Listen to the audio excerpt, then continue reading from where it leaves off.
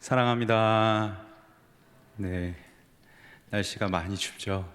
여러분, 몸살 감기가 돌고 돈다고 하는데 특별히 여러분 건강 신경 쓰시고 건강 유의하시면 좋겠습니다. 말씀을 시작하기 앞서 사진을 준비했거든요. 가벼운 마음으로 확인하시면 되겠습니다. 하나는 허름한 집이라고도 할 수 없겠죠. 무너져가는 폐가고 옆에는 저희 집입니다. 그래서 롯데 잠실에 있는 시그니엘이라고 하더라고요. 둘 중에 어느 게 더 좋으세요? 선택하라. 두 번째. 답변 고마워. 위로가. 다음 사진 한번 보여주시죠. 여러분 잘 알고 계시는 소간지님이십니다. 입금 전과 잘 알고 계시죠? 입금 전 후가 너무 다르다. 둘 중에 어느 게 더 나으세요? 입금 후가 더 나으시죠? 고맙습니다. 함께 참여하는 예배를 만들어 갑시다. 내려주셔도 좋습니다. 만약에 둘 다 마음에 안 들다 그러면 회개하셔야 됩니다. 내 눈이 시그네일이구나. 내 눈높이가 이렇게 회개하셔야 됩니다. 우리는 선택을 했습니다. 좋은 집, 그리고 좀 더 잘 갖춰진 사람, 우리 배우를 선택을 했는데 내 마음대로 또 내 결정대로 내가 결정을 한 것 같지만 사실 우리가 결정한 것들을 보면 외모도 그렇고 내용도 그렇고 잘 갖추어져 있는 것, 우리 눈에 보기에 좋게 잘 뭔가 내용물들이 갖추어져 있는 것들을 우리는 선택을 합니다. 그래서 우리의 선택은 그냥 이루어지지 않는 것 같아요.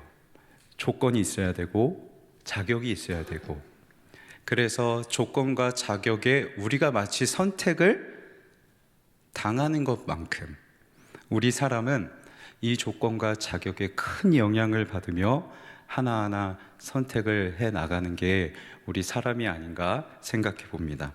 이삭이 40세가 되던 해에 리브가와 결혼을 합니다. 결혼을 하고 20년이 지나요. 20년이라는 긴 시간이 지났는데 아이가 생기질 않는 거죠. 이때 이삭이 하나님 앞에 무엇을 하느냐? 기도합니다. 기도하자 하나님께서 들으시고 그 기도에 응답하셔서 아이를 갖게 하세요. 그게 우리가 잘 알고 있는 에서와 야곱입니다. 그런데 이 태중에서 이 쌍둥이가 막 서로 다투고 있는 거예요. 이 일을 어찌할꼬 하면서 이때에도 무엇을 하느냐? 하나님 앞에 묻습니다. 그러자 하나님께서 이렇게 말씀하시죠. 두 민족이 너의 복중 안에 있구나. 야곱이 민족을 이루고 에서가 민족을 이룬대요. 이 민족의 근원이 이 복중 안에 있는데 서로 나뉘니라. 그러면서 하시는 말씀이 작은 자가 큰 자를 섬길 것이다. 야곱과 그의 민족이 에서와 그리고 에서의 민족이 아니라 오히려 둘째인 야곱과 야곱의 민족의 후손이 선택을 받은 거죠. 큰 형 에서가 야곱을 섬기게 될 것이다 라고 하나님께서 말씀하고 계십니다. 여기서 우리가 잠깐 짚고 넘어가야 될 것이 있어요. 오늘 우리는 한 가지 큰 대전제를 이 말씀에서 확인할 필요가 있는데, 이삭은 복중에 아이가 없을 때 하나님 앞에 기도했고, 또 아이들이 안에서 싸우고 있을 때에도 하나님 앞에 기도하며 물었어요. 이삭과 리브가가 한 것은 기도밖에 없었어요. 오랜 기간 동안 그들에게 아이를 주지 않으신 것도 하나님의 뜻이었고, 기도를 들으시고 기도하자마자 쌍둥이를 주시는 것도 하나님의 뜻이었고, 작은 자가 큰 자가 작은 자를 섬길 것이다 한 것도 하나님의 뜻이었죠. 모든 것이 하나님의 뜻대로 이루어지고 있습니다. 생명을 주시는 것도, 그리고 선택하시는 것도 온전히 하나님의 주권 아래에 속해 있습니다. 이게 대전제예요. 그런데 하나님은 여러분을 선택하셨어요.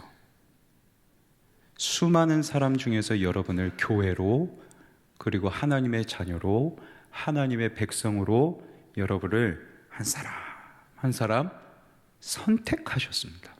믿으시나요? 예, 우리가 여기 괜히 와 있는 게 아니에요. 하나님께 선택받은, 특권받은 자로서 이 자리에 앉아서 함께 공동체를 이루고 우리를 택하신 하나님 앞에 예배드리고 있는 것이죠.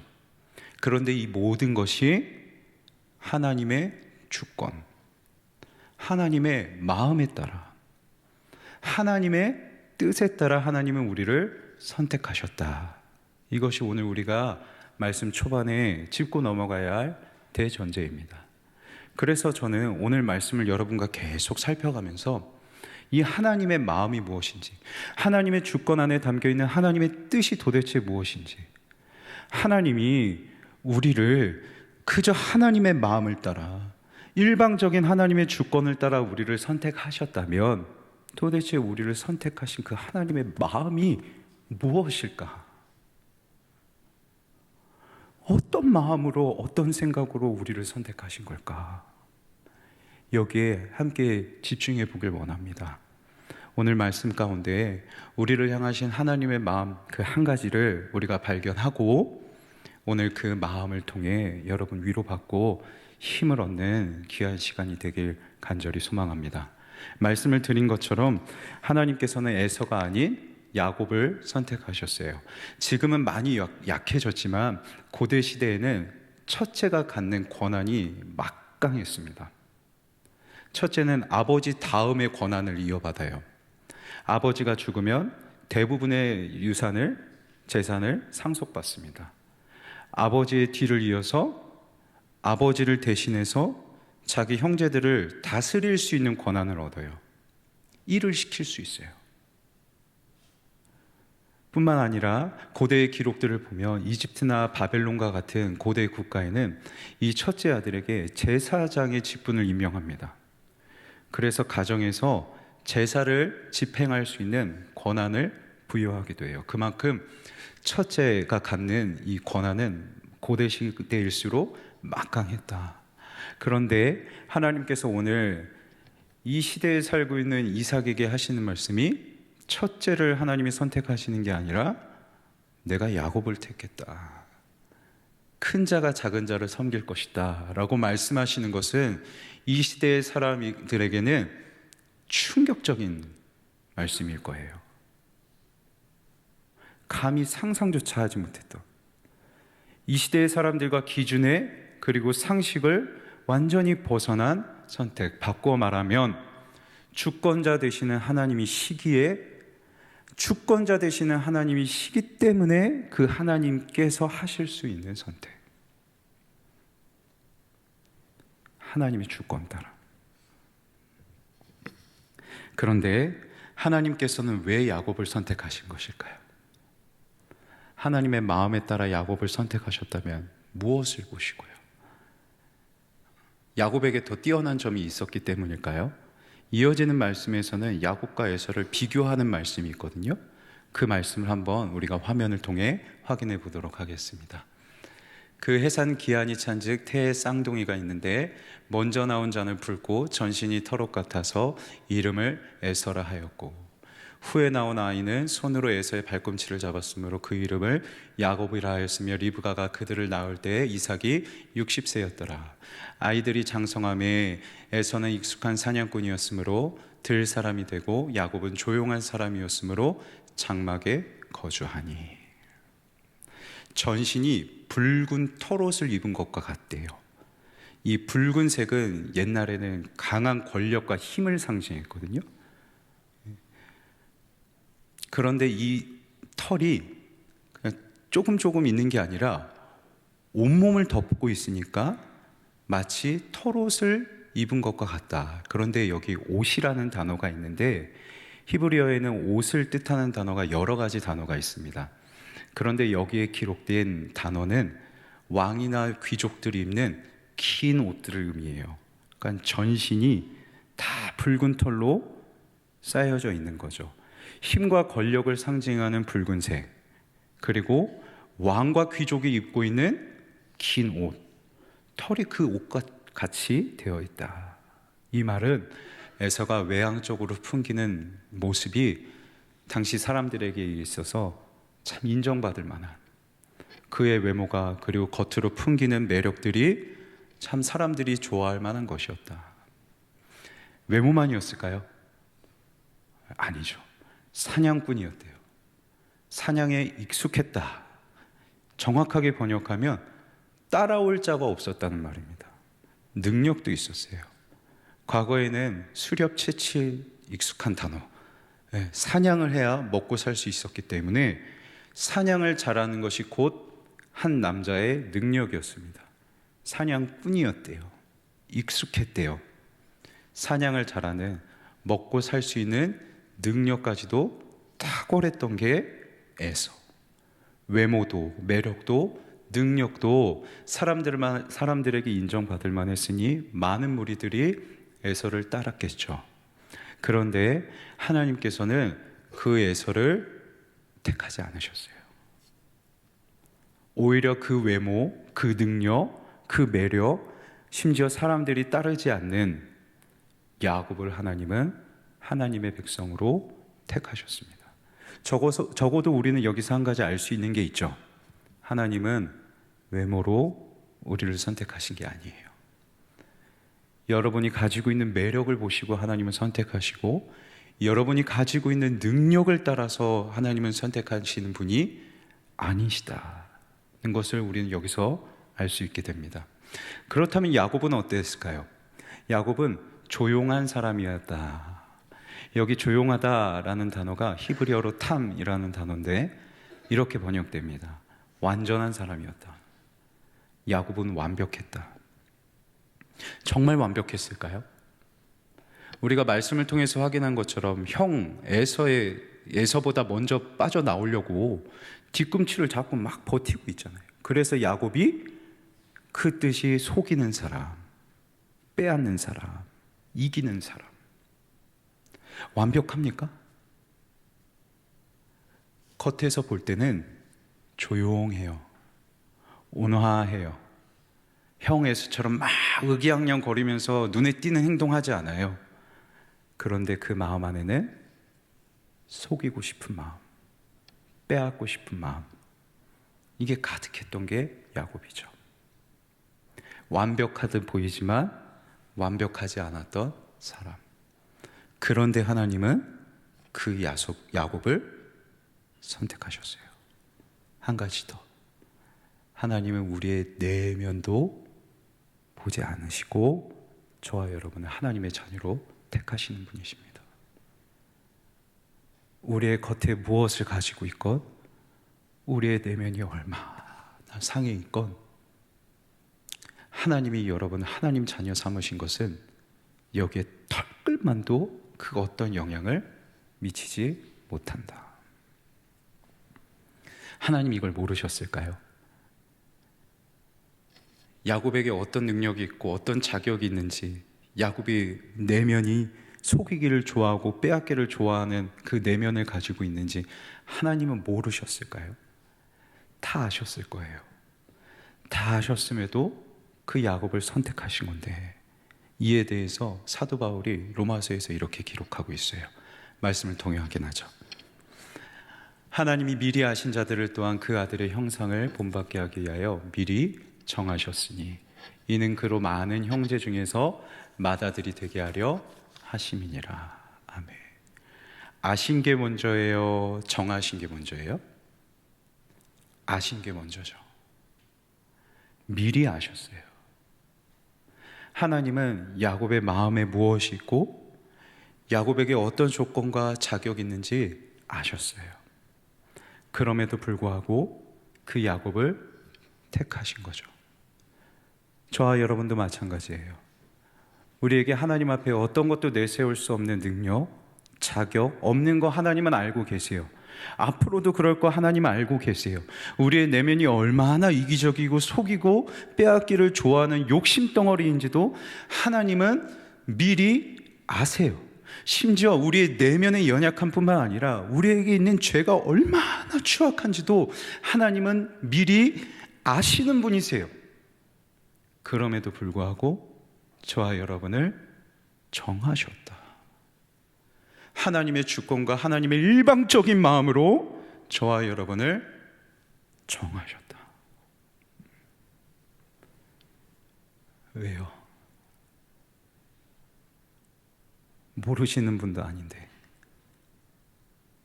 여기 한 자리에 앉아있는 청년 여러분, 그리고 저 얼마나 온전치 못하게 살아가는 사람이고, 얼마나 죄의 유혹에 넘어지는 사람이고, 얼마나 자격 없고 능력도 없고 재능도 없고 이런 사람인 거 하나님은 다 아시는데, 도대체 하나님은 무슨 마음으로, 무슨 생각으로 저와 여러분을 하나님의 자녀라고 말씀하실까요? 여기 아셨다는 단어가 깊은 뜻을 가지고 있어요. 머리로만 알고 계신 게 아니에요. 윤종문이라는 사람이 있구나, 이걸 머리로만 그냥 지식적으로만 알고 계신 게 아닙니다. 이 단어가 구약 성경에 곳곳에 번역되어서 기록되어 있는데 그 중에 일부가 어떻게 기록하고 있는지 화면을 통해 확인해 보겠습니다. 무릇 의인들의 길은 여호와께서 인정하시나 악인들의 길은 망하리로다. 하나님께서 우리를 미리 아셨다는 것에는 하나님이 우리를 인정하셨다는 의미가 있습니다. 호세아 13장 5절에서는 내가 광야 마른 땅에서 너를 알았다. 광야 마른 땅에서 너를 알았다는 것은 그 광야와 같이 척박한 땅을 살아가는 너희들을 내가 돌보았다 라는 말씀이죠. 그래서 이 알았다라는 단어에 담겨져 있는 깊은 뜻은 무엇이냐? 하나님께서 우리를 아시고도, 우리의 민낯을 아시고도 하나님은 우리를 인정하시고, 그리고 하나님은 우리를 인격적으로 돌보시는 분. 한 단어로 하면 하나님은 저와 여러분을 사랑하세요. 이 사랑이라는 하나의 마음으로 하나님은 여러분을 자녀로 삼으세요. 하나님은 여러분을 사랑하시기에 이 사랑이라는 마음으로 우리의 어떠함도 보지 않으시고 여러분을 교회로, 예배자로, 그리고 하나님의 자녀로 삼으신 것이죠. 아멘이세요? 아멘. 그래서 사도 바울이 요한일서에서 이렇게 기록합니다. 말씀을 보죠. 우리 한번 같이 읽어볼까요? 괄호에 있는 글자까지 한번 같이 읽어볼게요. 시작. 사랑은 여기 있으니 우리가 하나님을 사랑한 것이 아니요 오히려 하나님이 우리를 사랑하사 우리 죄를 속하기 위하여 화목제물로 그 아들을 보내셨습니다. 아멘. 윤종문 목사에게 능력이 없고 재능이 없고 하나님을 온전하게 순종하지 않고 하나님을 완전하게 사랑하지 않는 사람이라는 거 하나님은 아셔요. 윤종문 목사가 다른 사람 거 빼앗기 좋아하고 속이기 좋아하고 내 욕심 채우려고 수많은 생각들을 하며 살아가는 것도 하나님은 아세요.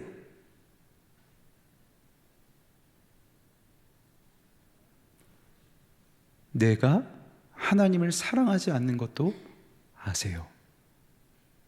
그런데 오히려 하나님이 우리를 사랑하셨다. 이 사랑이라는 것 하나만으로, 그 사랑만으로 하나님은 우리의 어떠함도 보지도 평가하지도 재지도 않으시고 저와 여러분을 너 내 자녀다, 내가 사랑하는 사람이다 라고 오늘도 지금도 말씀하고 계신 것이죠. 이 하나님의 마음은 야곱을 향한 마음만은 아니었어요. 야곱의 후손들에게도, 그리고 오늘날 믿음의 후손인 저와 여러분에게도 하나님은 이 마음을 부어주고 계세요. 말씀을 통해 한번 확인해 보겠습니다. 버러지 같은 너 야곱아. 야곱과 그의 후손인 사람들을 향하여서 하나님은 이 버러지 같은 야곱아. 얼마나 하나님이 속상하셨으면 너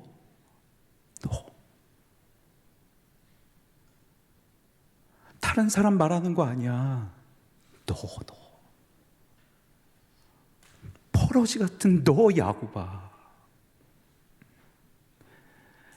자기 욕심을 채우기 위해서 형을 그리고 아버지를 속이고 가정을 풍비박산내고 자기 자녀들과 자기 가족들을 사지로 내몰아 넣었던 그 야곱. 그 야곱을 따라서 강대국이 되기 위해 내 마음껏 욕심을 누리기 위해 풍요를 누리기 위해 하나님을 외면하고 이방의 문화들을 따라 살아가고 이방의 우상들을 섬겼던 이스라엘 백성들 똑같아요. 버러지 같은 너 야곱아. 그런데 하나님은 그 버러지 벌레와도 같은 야곱과 이스라엘 백성들을 향해서 곧바로 너희 이스라엘 사람들아 라고도 말씀하세요. 이스라엘이라는 뜻은 원뜻은 하나님과 겨루었다 라는 뜻도 있지만 하나님께서 다스리신다, 하나님께서 인도하신다. 하나님이 버러지 같은 너 야곱아 라고 말씀하시지만 그들을 향하여서 내가 인도하고 내가 다스리는 나의 사람들아 라고도 말씀하십니다. 버러지 같은 인생들인데 하나님은 그들의 그 어떠함도 다 보셨고 다 아셨지만 그들을 향하여 너희는 내 사람이다, 너희는 내 백성이다 라고 말씀하고 계신 것이죠. 하나님의 눈에는 다르게 보였나 봐요. 이사야 43장 말씀 확인하겠습니다. 너가 내 눈에 보배롭고 존귀하다. 유목사가 보배롭고 존귀하세요? 여러분 스스로 보셨을 때 내가 보배롭고 존귀하게 보이세요? 아닐 때가 많죠. 그런데 하나님의 눈에는 그 버러지 같은 야곱, 이스라엘, 그리고 우리도 하나님 눈에는 보배롭고 존귀하대요. 모든 것을 다 덮어버리는 하나님의 사랑. 내가 너를 사랑하였은즉 내가 너 대신 사람들을 내어주며 백성들이 너의 생명을 대신하리니. 하나님의 사랑이 얼마나 위대한지 우리의 어떠함도 보지 않으려 하시고 우리의 어두운 내면도 하나님 상관치 않으려 하시고 심지어 우리의 죄가 하나님의 부르심, 하나님의 자녀됨을 상하게 하고 하나님께 방해거리가 될까봐 자신의 아들을 화목제물로 보내시면서 십자가에서 찢어 죽이시고 그 피로 우리의 허물들, 우리의 죄를 다 덮으시는 거예요. 다 덮으셔서 우리의 약함, 우리의 자격 없음, 능력 없음, 우리의 어두운 내면, 심지어 우리의 주홍빛과 같은 그 죄에 다 관여치 않으시고 내 눈에는 그 십자가의 피가 덮은 우리의 모습으로 내 눈엔 너희가 보배롭고 존귀하다. 하나님은 여러분을 이렇게 바라보고 계십니다. 삶에서 수없이 많은 평가를 받고 삶에서 수없이 많은 조건과 자격을 가지며 살아가야 되는 여러분, 하나님의 사랑이 여러분에게 가득하길 원합니다. 하나님은 여러분을 조건 없이 자격 없이 사랑하시고 하나님은 우리의 약한 내면도 개의치 않으시고 우리의 죄까지 다 덮어가면서까지 저와 여러분을 향해 오늘도 영원토록 너는 내 자녀다, 내 사람이다 라고 말씀하십니다. 이 음성을 날마다 듣는 우리 청년들이 되길, 그래서 여러분이 힘있게 서서 참 이 힘든 시간을 잘 견뎌갈 수 있길 주님의 이름으로 간절히 소망합니다. 말씀을 맺겠습니다. 오늘 설교의 제목이 우리는 하나님께 어떤 존재인가? 라고 우리에게 질문합니다. 그러자 하나님께서 말씀으로 우리에게 대답하세요. 너희는 내가 사랑하는 존재다. 다른 누가 보고 때로는 내 스스로가 나를 봤을 때 나는 사랑스럽지 않고 보배롭고 존귀하지 않을 수 있는데 하나님의 눈에는, 하나님의 마음에는 여러분이 보배롭고 존귀합니다. 그게 하나님의 눈이고, 그게 하나님의 주권이고, 그게 하나님의 마음입니다. 누구도 막지 못합니다. 이 마음으로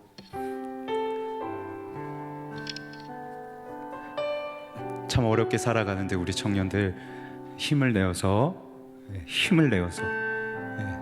위로를 얻고 날마다 하나님 안에서 머물며 살아가는 우리 청년들이 되길 주님의 이름으로 간절히 소망하고 축복합니다.